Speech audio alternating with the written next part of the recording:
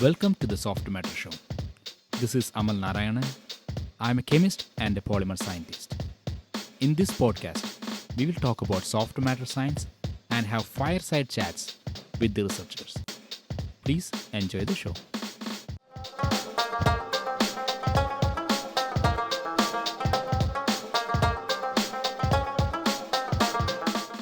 All right, welcome all. Today's guest is our very own Dr. Abraham Joy. He is a professor of polymer science at the School of Polymer Science and Polymer Engineering at the University of Akron. He is an outstanding polymer scientist and a prolific researcher. He has raised multi-million dollars in funding, co-founded several companies, and received recognitions such as NSF Career Grant, 3M Non-Tenured Faculty Award, and so many more. Today, we delve into some of the latest aspects of his research and mentorship philosophy. I had an outstanding time and learned so much. I hope everyone feels the same. Now, let's get to it. Welcome, Abraham. Yep. So, one of the common questions that any academicians would think of is that how often do you check your email? All the time. Not good, but all the time. So, is there a process that you go through? Is it like Monday you check the most, or is it like how do you distinguish work versus email? I've always tried to see if I can get to a more efficient manner, but I haven't found that sweet spot because sometimes the way to do it is to decide that you're going to do it only, let's say, at defined periods of the time of the day. Let's say you're going to do it in the morning once, or maybe in the afternoon once, or in the evening before you go to bed and reply to all the emails. On paper, that sounds like a really good plan. But in reality, is you get this email from whether it's your chair or a collaborator who needs an answer right away at that minute and not 30 seconds later. And so then you tend to reply to that, and then you have something else that comes along at that time, and you reply to that. Probably the best way is to just close your email down completely so that it doesn't ping you or tell you that something is coming. But isn't that a common problem? Like, isn't that like a very I think most academicians get probably distracted by emails. It is. And emails and other distractions. And it would be really good if you can find a way to discipline yourself. But at the same time, you can also think that you're also at some point looking for an immediate answer from somebody, and you send an email and you would not appreciate it if that person takes their own sweet time, which they can apply in 5 minutes, and they decide to do it only at 10 in the night. So, it's a balanced act of trying to get a reasonable sense of delay in replying, but at the same time not to piss everybody else off. So do you think if you want to change at some point, would you think that educating others that your time is valuable would be a good idea? I mean, for example, you could set your timing, or you can set an automatic reply saying that, okay, I'm going to respond to my emails between 8 to 10, then 4 to 6. Do you think that would help, or would that be hampering your relationship with others? Yeah, if you have this automated email that goes to different people, if that goes back to the president of the university that wants an immediate reply to you or from somebody else, I don't think there's a perfect answer. That's a problem. I think that just the best way is to just give yourself 3 times between the day to kind of at least reply to the ones that require a detailed response. If it is a yes or no and it's not too distracting, you can reply at that time. But if you want a detailed response, just discipline yourself to do it 2 or 3 times a day. And I kind of also try to, before I go to sleep, to try to answer, if I remember all of them at least. So one of the questions that I would think is that if you're working on a proposal, or you're working on a paper, so when you switch back to your emails, like how long do you think it takes back to you to come back to the 100% that you were putting when you started writing that proposal, or like when you were in that paper? So for me, I think that is a problem, and maybe more than for, I don't know if it's the same for others, but for me to get my mind around to coming and putting all the thoughts together to when you're writing your proposal, because so many ideas, you'd have to shepherd them towards the idea that you're trying to formulate. And it takes quite an orchestration of all these thoughts to put together a thread of argument or hypothesis that others would find interesting enough to read.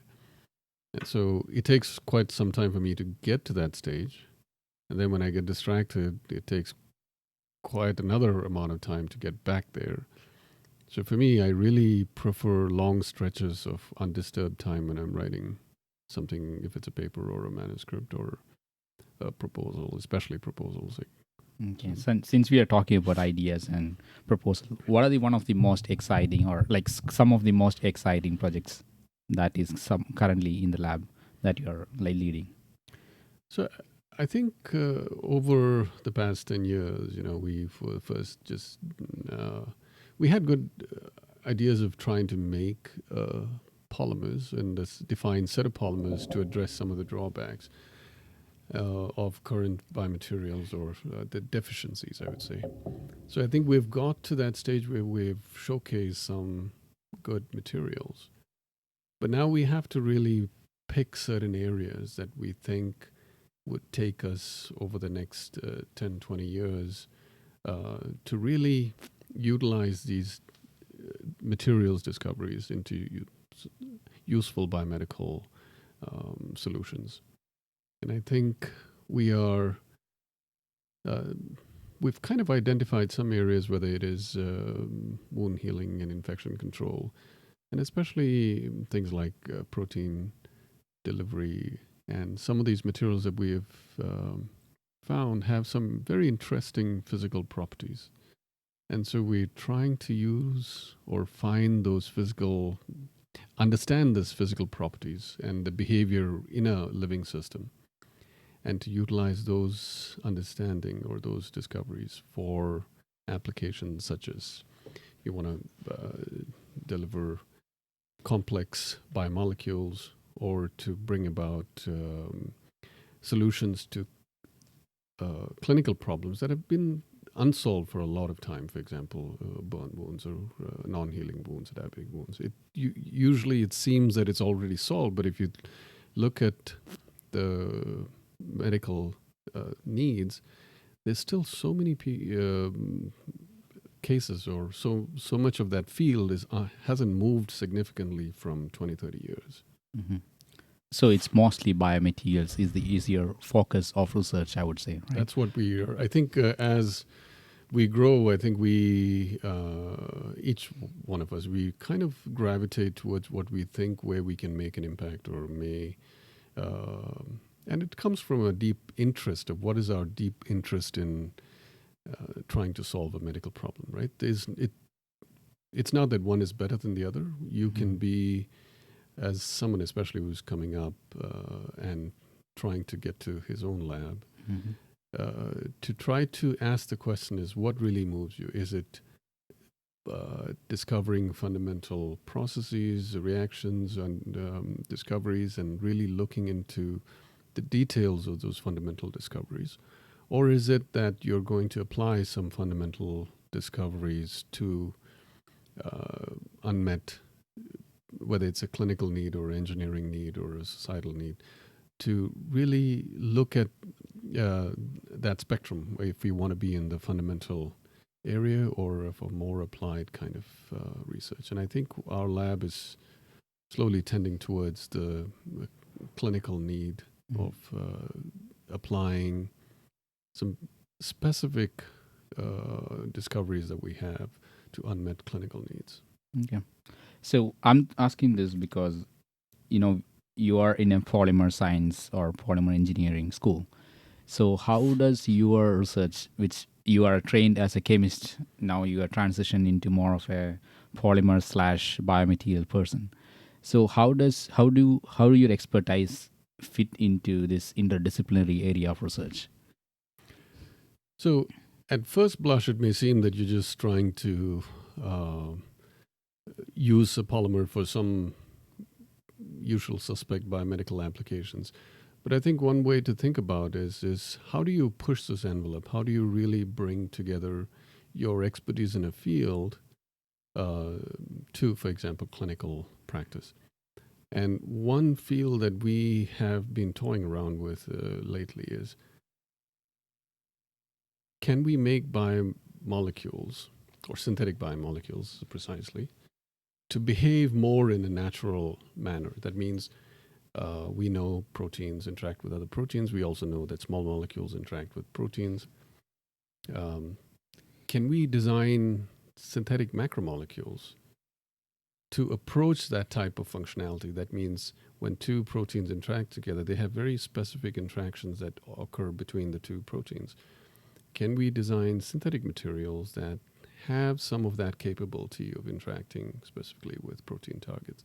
And if you can do that, then you open up a whole lot of a different field in which now you don't see protein or polymers as inert materials, but you're going across that spectrum where traditionally protein polymers are not supposed to be active ingredients, but now you're actually making them to be uh, doing a specific function that you've designed it for. So right now, at that point, you're bringing in all the expertise of polymers from a physical point of view, from a chemical point of view, and now you're applying it to how they can interact in a biological context. And I think that is a really exciting area that a lot of polymer scientists can get into.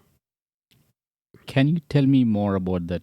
Since we are talking about the chemical and physical perspective of the polymers, so can you tell me more about how your PhD or postdoc work has influenced in building the lab that you have right now? My journey has been a kind of a very unconventional one. So I remember when I started out as, I remember still coming to this country as a graduate student and all very enthusiastic and full of bright hope and everything else. But I started out in a program, in a department or in a lab where it was very strong in what it did in photochemistry, actually. But I knew, at that point also, I wanted to do research more in a bio-related or the interface between chemistry and biology. And so after my PhD, I didn't really continue as a photochemist. I was trying to move across disciplines, and then I landed up in a lab where they were doing a little bit of, I would say, biochemistry, a little bit of photochemistry applied to synthetic oligonucleotides. So it was somewhat in the bio realm, but not really. And I was still very much interested in going even more towards in a bio realm and trying to start a lab in that. But even after my first postdoc, I didn't get a faculty position. So at that point, I realized that if you really want to be in this realm where you're trying to merge chemistry with biology, chemical biology was the usual suspect at the time. A lot of people were doing chemical biology, or even now, I guess. But another thing I realized was that polymers, if you apply polymers and biomaterials, that was a good way to keep what you have in terms of your organic chemistry expertise or your training and your interest in understanding the interactions between chemical molecules and biomolecules. And with that, I kind of switched fields. I went to work in a biomaterials lab. And through that experience, I think was very pivotal for me to understand how you can not be just a polymer person, or just be a chemist, but you have to bring your expertise and show how that expertise affects many other fields, right? So you have to be able to talk to other people from other disciplines and show them how your expertise would be valuable for them. Mm-hmm. And with that, I was able to show how designing molecules can influence or can affect positively biomedical sciences. And with that interest, still being able, as chemists, I think our knee-jerk, or at least organic chemists, we all like to make stuff and be creative about making new molecules. And I thought that was a good way to try to make new materials and showcase how these new materials have functions that are that can address some of the deficiencies of biomaterials. So it is with that idea that I started, and I was lucky to get the break at the University of Akron and have a position here.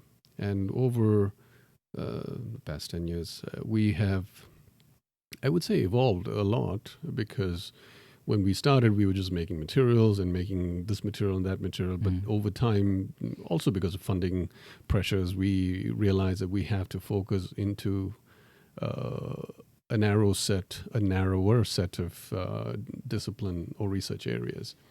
And it is with that we've come to areas of wound healing, antimicrobial, and protein delivery, and 3D printed scaffolds for devices for tissue engineering applications. So that's in a nutshell where the long story has gone. That's quite a stretch. Like you started as a photochemist, then you moved to sort of a chemical biology, then you moved to biomaterials, and now you're in polymers. Yeah. So do you think, like, is it a good thing to switch, or like I think it's a common thing people want to do, but it is hard for like people who are from a pure chemistry background. If they want to switch to something like a chemical biology or even biochemistry, it becomes harder for them, because when you apply for a postdoc, they would want people with experience in a certain field. So do you think that this switch that you had done over the years has hampered your career in some point, or do you think it did more help than hampering? So just when I look at it from today's perspective, I know that it has helped me, because I think differently than people who have a classical polymer training. But at the same time, in my previous response, I said I was lucky to get a faculty position at the University of Akron. And that really is, I mean that, or I chose those words because it could have gone any other way. Because I'm sure if I say the names of my PhD advisor and first postdoc advisor in the polymer field, they may not be recognized, or the name recognition would not be there, even though in their own field they're really, really big people in their own fields, in photochemistry and bioorganic chemistry. But when it comes, so that can be a problem, because when you start out and you're applying, you don't really have mentors in the field who vouch for you, or who's it's not like getting a letter from a Nobel Prize winner in polymers. So that it did, I would say, it does make it more difficult. But at the same time, if you get that break, and if you're resourceful enough to showcase why you're different and why your candidacy has to be taken seriously, and once you get that break, then it's all upon you, right? Then it's just everybody is on the same starting block, and you can, depending on how creative you are and how resourceful you are and how persistent you are, you can still make the impact that you want. And the advice that I give to anybody is to look for the long game. That means don't worry about your impact factor in the short term or the number of citations, and think about it 20 years down the line. What do you want to be known for, right? If you're just thinking of the number of papers that you've published, at the long run, it doesn't really make any difference. So you have to think of what you've been given an opportunity to make an impact, and what's the impact that you're going to make. Is it going to be in training students? Is it going to be in fundamental research, or in applied research, or how are you going to make an impact? You can even be an institution builder, But all of these are possible once you have that position like this. Yeah, that's very powerful. Actually, I think so too. So since we are talking about the research component, the mentorship component, so I wanted to explore with you what are your duties, how does your timeline and the duties come together to make the professorship that you have right now. So what are the duties that you are involved with? Yeah. So I'm not sure I see it more as duties more than being just role, right? You are, as a faculty member, the way I see it is you are responsible for the development of the next generation, pure and simple, I guess. I think before your own interests and your own papers or grants and all of that, the students that you are mentoring is in your hands. I mean, it's just like your own biological kids. You're responsible for their development. So whatever it takes to get them to a better place than they were when they came to you is your responsibility. That means you are a professor, you're a teacher, you're a mentor, you're a confidant, you're a friend, and all of these, you're just the support system for them to be. And as I can tell you, every student needs a little different approach than the other. You cannot have one blanket rule that applies to everybody or one blanket approach that applies to everybody. It doesn't work that way. So everybody is different. And if you have kids, you know that you're going to have two kids who are completely different from each other. And just like that, your own lab students are different. And so they all need their own tailored approach. And at the end of the day, if they all come out better, you feel so much content and that they are in a better place, right? So I think when the students that come through my lab, my first priority is that when they graduate, that they have positions that they're really happy to go to, and it's not something that they wish they could have had something better, right? That being said, during this COVID crisis, things are a lot different and more difficult. But otherwise, normally you want them to be in a position that when they graduate, they're well equipped to become efficient and effective at their next position, and you've helped them get there. That's what really makes a difference. Yeah. So, is there a specific strategy for your mentorship quality, or is there any resources that you have used to come this far to be more professional qualities? I don't think there's any prescribed manner, and I think one as a suggestion to any faculty or student or mentor is to put yourself in the shoes of the student, right? If you were being dealt the way, or you deal with somebody the way you would like to be treated. So if that student comes to you and they need, X, Y, and Z, if they need more time for this, or if they need a helpful suggestion, or if they want to just you to listen, that's what you give them. And but at the same time, I'm not saying it's like a free for all that they just are there and after 5 years they come and tell me what they've done. It's the soft touch, but they always know that your expectations are still very high. If you are there and if you let them know that you're there to support them, but when they fall, or if they fall, that you're there to hold them and prevent that, they would be very appreciative of you, and they'd always look to do better because they want you to be happy with them. And so it's both a two-way street, right? You want them to do well, and you support them in whatever they need, and they'll do the same for you. Whenever they will try to come and give their best because they know that you've given them the freedom to be the best that they can be. Yeah, that is very powerful stuff too. So you think treating students the way you want yourself to be treated is the right way to go? Yeah, that's interesting, actually. So since we are talking about the funding pressure thing in the previous part of our discussion. So, what is is there an action plan for you, or is there any way that you plan to get the money or plan to raise the money which is needed for the research as well as the human resources in the lab? So this is also something it's always an ongoing plan that modifies and refines itself over time. And this part of it comes from just experience. So when I started, I thought, hey, I'm going to make a bunch of polymers and we're all going to make all these different polymers, and all the funding agencies are going to be really happy that you've made all these things, and they're just going to give you a lot of money.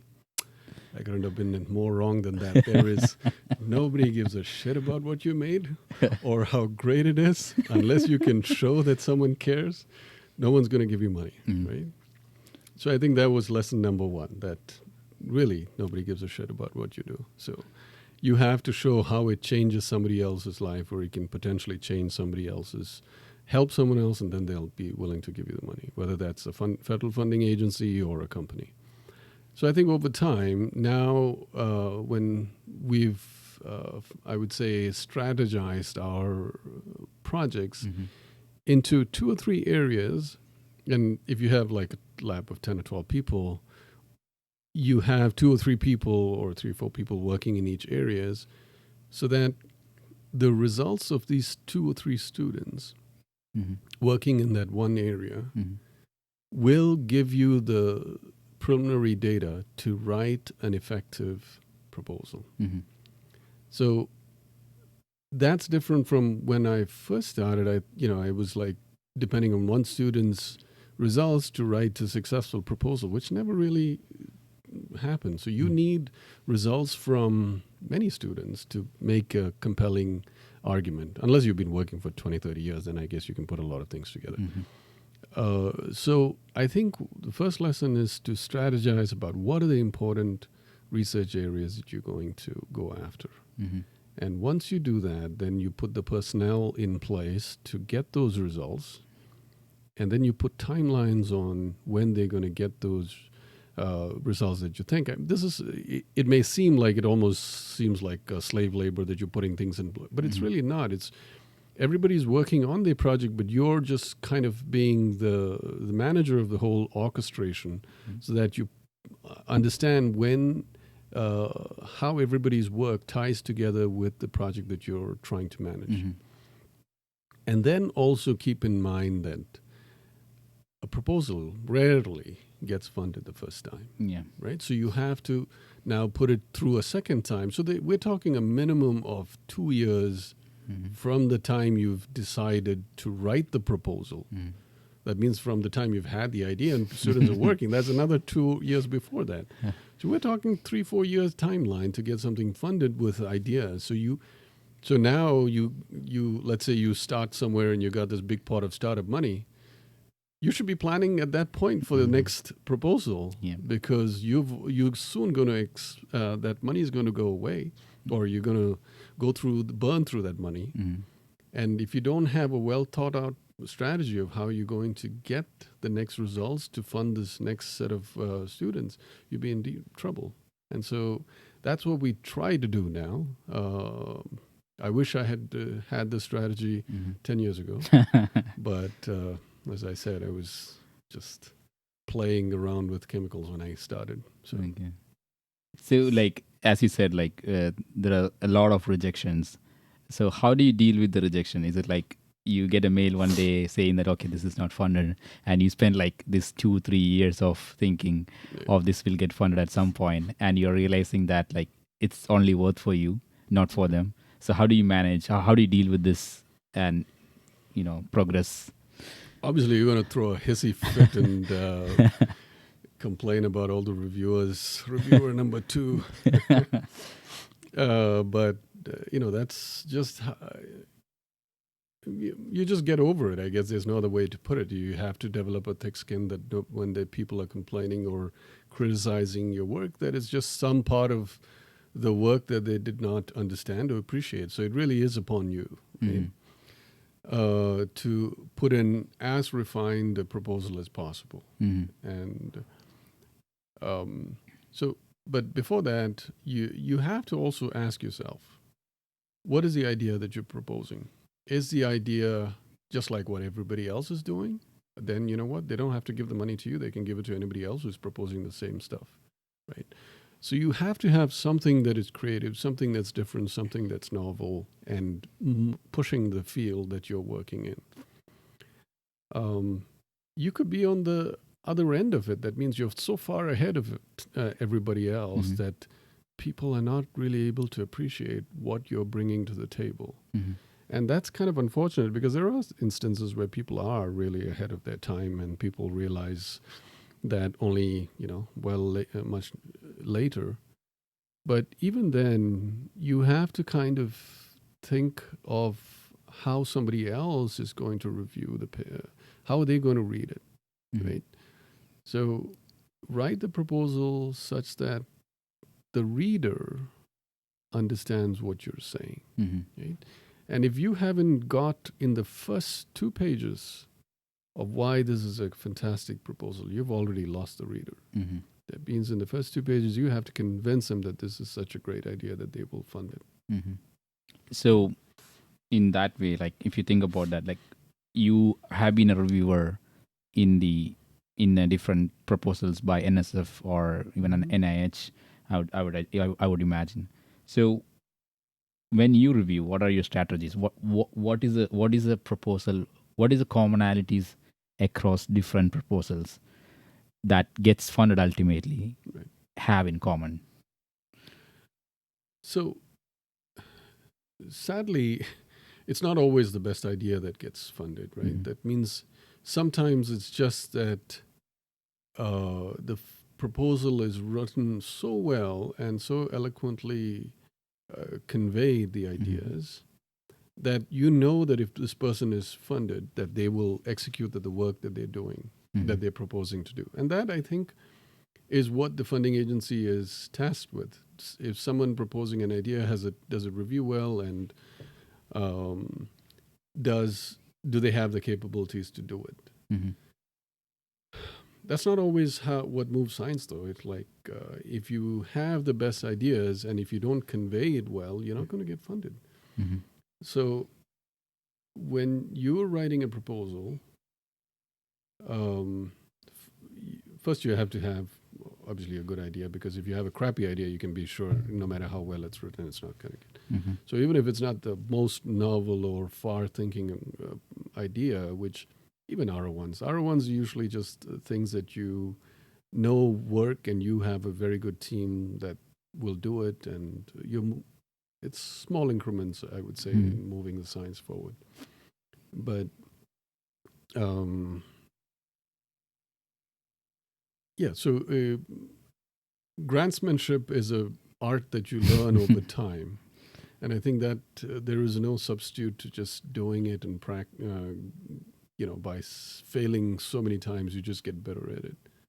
And I think one way to think of it is to tell a story, right? If you're telling a story really well, and then you're saying we have the capability to do what we're saying we're doing, then you have more than tipped the scales in your favor. Right? Yeah. So what happens if all the funding that you accept every year gets accepted? Then what happens? Well, that usually never happens, right? If I get 25% of what I write, I'll be really happy. Yeah. So will there be any, you had to do a fast recruitment of people to make it happen, or Yeah, I mean, in an I imaginary haven't world? had that, I guess, The trouble. yeah, that fortunate trouble, I guess.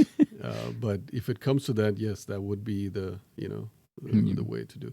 And I've seen other people trying to get postdocs and grad students in a hurry. Okay. I don't know how good that is if you do things in a hurry, but I'm sure somebody else has that problem. That's not been my problem yet. So, since you had to do a lot of work, you had to be a mentor, you had to be a professor, you had to teach, and also you had to write for proposals and papers and things like that. So, when did you realize that you are willing to do all these? Right. I think it's just what you like to do, that means um, if it is what drives you, this job is fun. It's a lot of fun. If you really like what, for example, it gives you the freedom to do what you want. Nobody, I mean, I really don't have a boss in that sense, right? So I can do whatever I want. If I want to say I'm going to create a spaceship to Jupiter, and if I can convince me to do that, then I can do that, right? Yeah. So I don't think there's any other job that lets you do that kind of work and then raise your own team and put things on your own kind of timetable and schedule. So it's a great job. But at the same time, I mean, I don't want to make it sound as if it's cheap labor, even though we do a whole lot of stuff. We're also kind of, decently well paid. But there are people who, like social workers, who are obviously doing so much more sacrifice in their life just out of sheer desire to help people for really low pays, right? So those are really the angels around it. But so we do it for our interest and sometimes just to pat our own egos, I guess. But hopefully it is that because you want to make a difference to the next generation of people coming. So was there any tipping point in your career, or like when you were an undergrad or as you were brought up? Is there any past influences which you think is making you happy in what you're doing? So I remember when I was young, I wanted to be a surgeon, and so that never happened. And I think I was a surgeon because I think I just like tools. I guess I like the medical stuff. But then after that, I realized I like research. And why do I like research? I don't really know. I didn't have any, nobody that I know in my family was in research but I like the idea of doing new things and things that are not done. And so I think that's how I wanted to be in science. And then the question is whether you like academia or industry. And I think when I started, I'm talking a long time ago, when I was a grad student, I felt you have much better control or command over your destiny if you're in academia.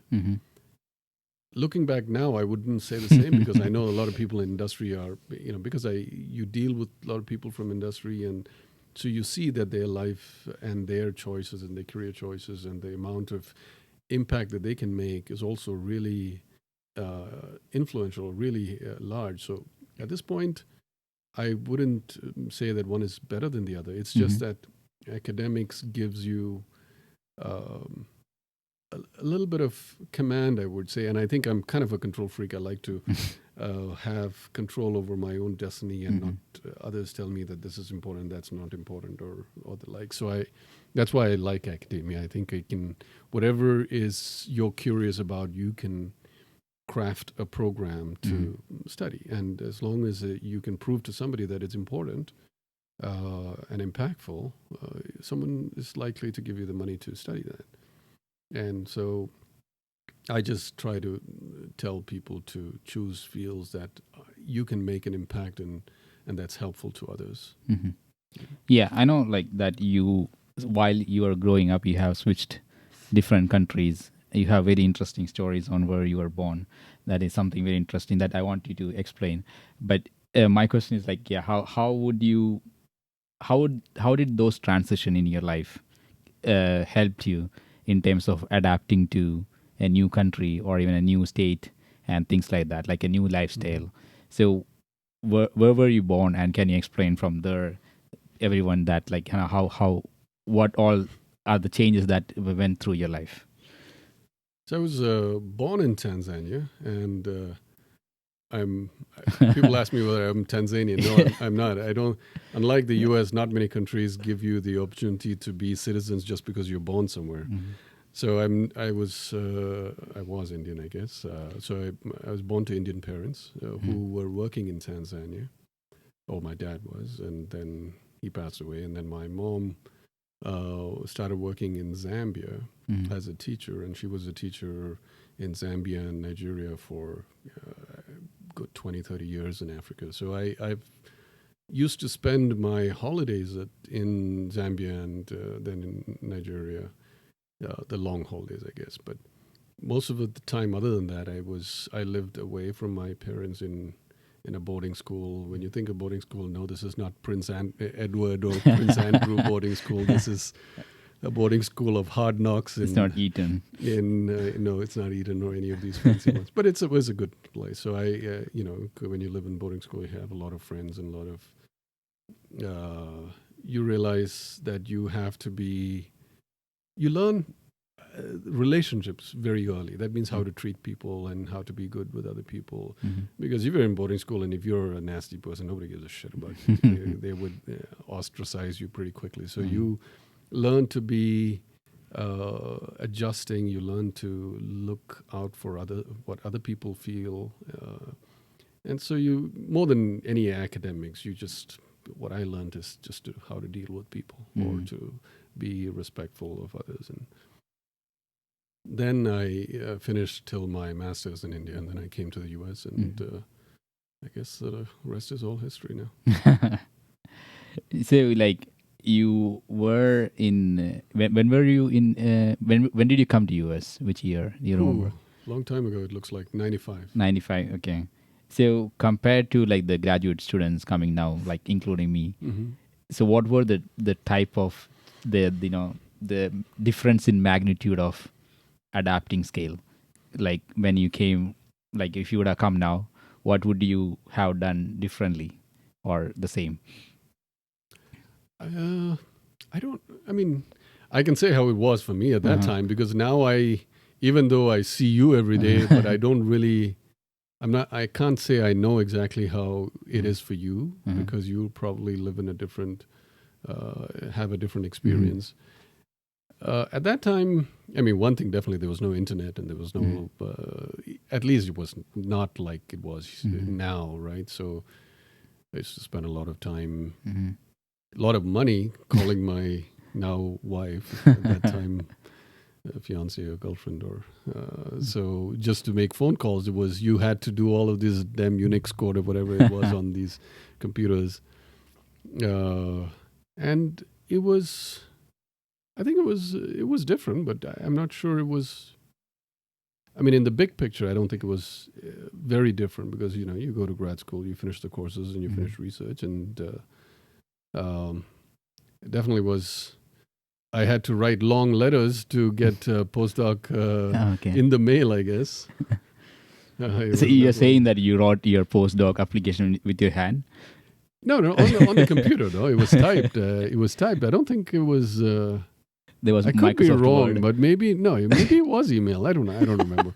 But I did remember I applied for quite a few postdocs, and nobody wanted me.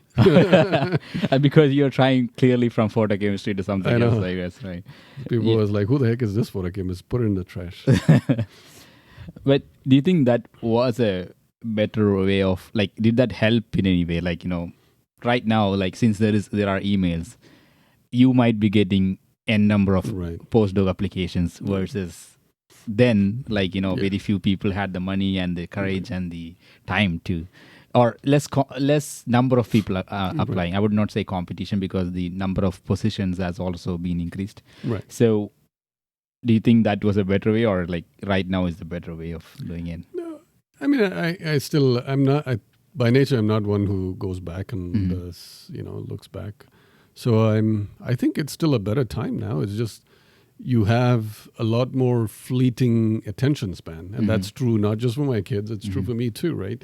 You're always really, your attention span is not very high. And I think if I ask my faculty colleagues or contemporaries, I'm not sure how many of us really ever go through a whole journal of, whichever journal it is, from one cover to the other. Before, when I was a grad student, they were hard copy. And you actually went through the whole journal from one to the other and read. And it was more of a, I would say more, at least in my case at least, a more shorter discipline, or more concise or focused area that you had to, that you were focusing on. Now we're looking at everything from chemistry through polymers to biomaterials to clinical medicine. So it's difficult to keep track of all of these things. But still, if you want to make an impact, That's where all the exciting sciences is Mm-hmm. in the interfaces between disciplines. Mm-hmm. And so you have to learn how to talk these different languages to different audiences. So one of the things I always imagine is that right now, let's say you are working on something. As a chemist, you're making a molecule or making a polymer. So right now, it's easier to find out who has done what compared to then. Oh yeah, definitely. Can you like tell me how it was then? Like, how do you find out somebody Yeah. has made this molecule before or not? Right. So I don't remember the details, but I remember this stuff about going to the library and you had these reference, I don't even know what it's called, these reference, Chem abstracts. Is it the abstract book? maybe was it called Chem Abstract, but you had, before that, you, like if you had a keyword, you had to look in one part of the book which kind of narrows down your search, and then with some information then you have to go to all the Chem Abstract in detail, and so you were actually just walking the library aisles with this looking for information, and now you can get all the journals you want in the time that it takes you to go through one aisle just to find one damn journal or article. So it's different. So definitely I prefer this method than the old one. Yeah, I'm so glad that I'm doing my PhD now instead of 20 years ago. Yeah. So yeah, I had like two more questions before we wrap up. So one thing is like, is there any advice that you want to give to people who wants to come to academics and become an academician, or like what are your suggestions on people taking up other jobs other than industry or just academia? So I think academia is still a great profession, right? I think I look at it as a real fortunate opportunity. You have to be, if you have an academic job, you're really fortunate because it is a really small population of people who are entrusted with that task. And it's not easy to get, and it's really competitive. But once you get it, it's if you really like it, it's a great profession because you can make an impact not just in your science, but you can make an impact, a direct impact in guiding and nurturing the next generation. Now, though, with all the funding and all challenges, it's really hard to sustain the kind of level of research that you want to do, right? So let's say you really want to do a very broad research program in 2-3 different ways, 2-3 different areas with far-reaching consequences. But let's say because of funding, you are restricted to be in one area or in not even an area that you're really happy about. At that time, what do you do, right? So then suddenly becomes like a buyer's remorse. So you have to think about it from the idealistic standpoint of a faculty position and the practical standpoint of sustaining that. So if you're thinking about going to, you ask yourself, do I want to be a person whose focus is more towards research? And if that's the case, then there are certain type of programs, certain types of schools that you need to land up in. On the other hand, if you want to be more of a teaching kind of faculty, which you are directly influencing the education and productivity of especially undergraduate students, then that may be a different pathway. That means you go to programs, you get trained in teaching skills, and then you go to institutions that really train those type of students, right? And as I see it especially in the US, I'm not sure if it's the same in everywhere else, but in the US, I see this bifurcation becoming stronger over the next 10 years or so, where you will have research increasingly concentrated on in schools with large research infrastructures and large research pools of money. And teaching, where the primary focus is on teaching and training undergrads, being towards certain other institutions. So just as an example, you can, let's say, in a particular state, you can have one university that the state designates as this is the research institute or the research university of the state, and the others are where undergraduates go for getting a very good undergraduate education, peppered in with research experiences that help their education, right?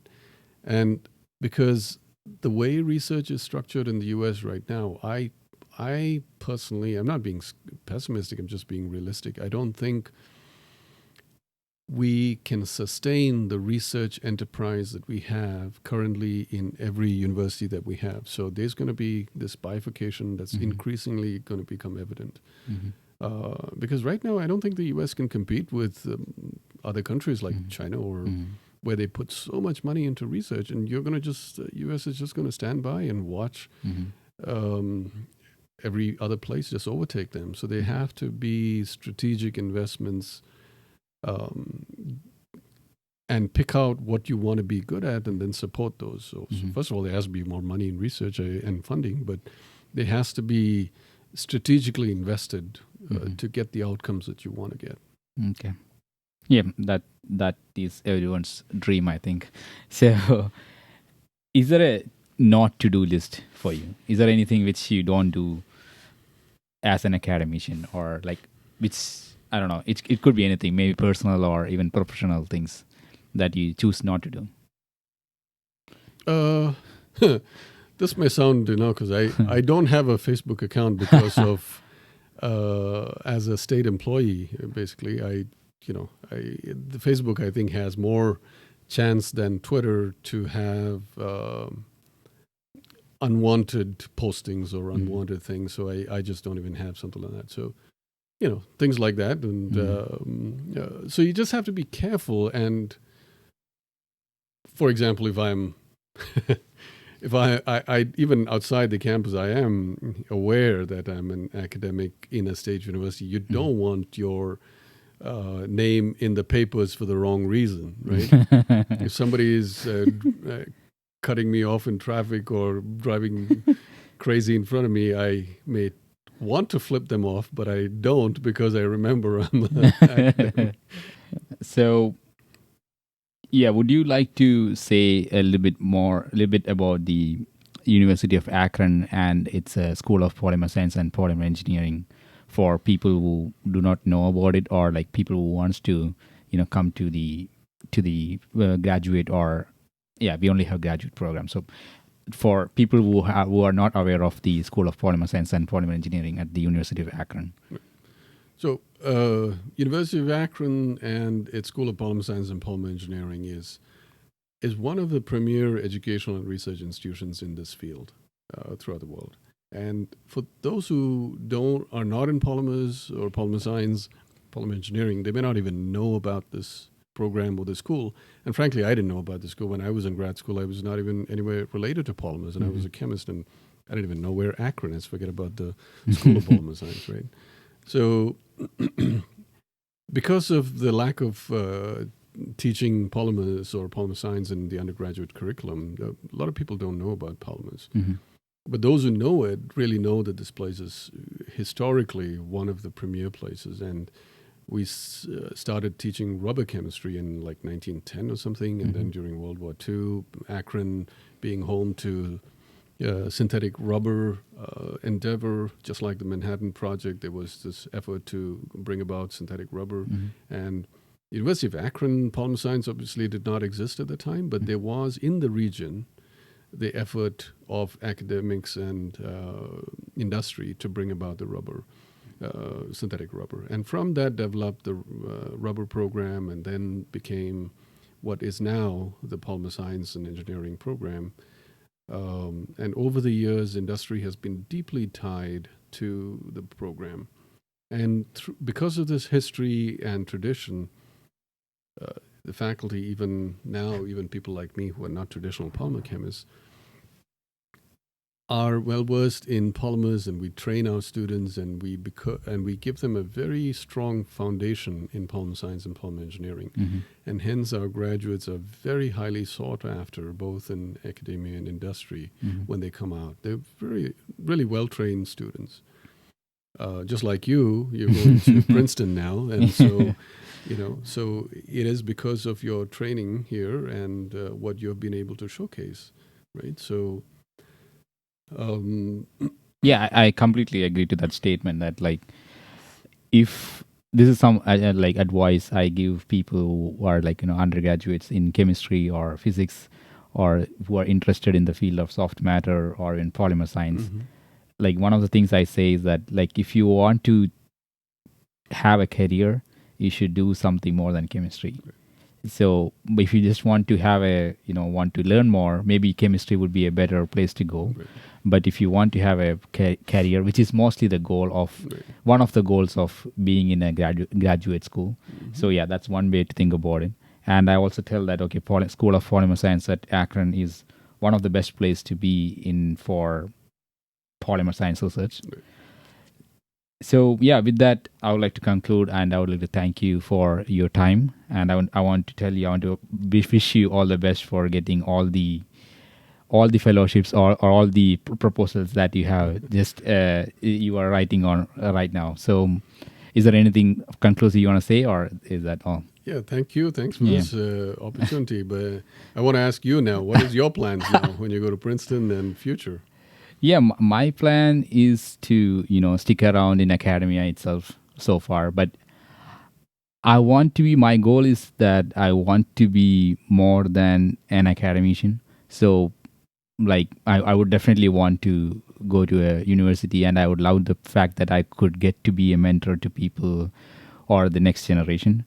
But also, I want to make an awareness in the common public, as well as to people from underprivileged backgrounds, to be aware of the possibilities of research, because I came from a background that or family which has, literally no postgraduates, I would say, like no one with a master's or no one with a PhD.